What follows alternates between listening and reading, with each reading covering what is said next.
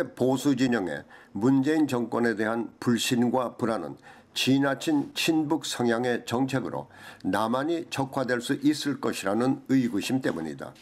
특히 국방정책에서 북한은 병력과 군비를 증강하고 핵무기까지 개발하는 현실 속에서 문재인 정권은 병력 감축과 복무기간 단축 등 어쩌면 북한에 유리할 수 있는 정책을 발표하면서 보수 진영은 물론 남한의 적화를 우려하는 많은 국민들에게 불안감을 주고 있는 것이 사실이다. 이와 같은 불안감은 통일이 어려운 현 단계에서의 남북한 평화는 힘의 균형 속에서 유지될 수 있다는 역사적 사실을 지금의 정권이 망각하고 있는 것으로 평가하기 때문이다. 만일 한국도 지난 제3공화국 시절 추진했던 핵 개발이 이루어졌으면 북한과 대등한 힘의 균형 속에서 통일이 이루어지기 전까지 남북한 간 평화를 유지할 수 있는 것이다.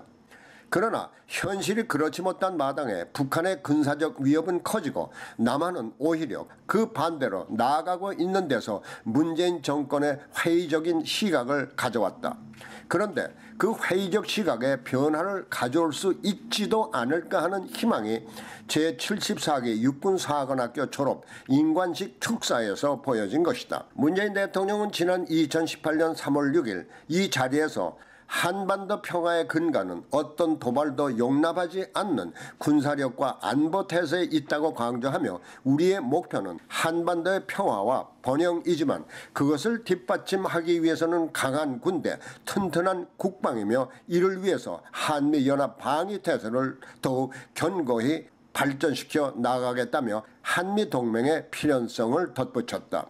이와 같은 문재인 대통령의 현실 인식은 그와 그 주변을 둘러싸고 있는 좌편향 세력들에게도 함께 공유할 수 있는 인식으로 이어지며 실질적인 정책 결정으로 연결될 때 동맹국인 미국도 지금의 정권에 신뢰를 보낼 수 있을 것이다.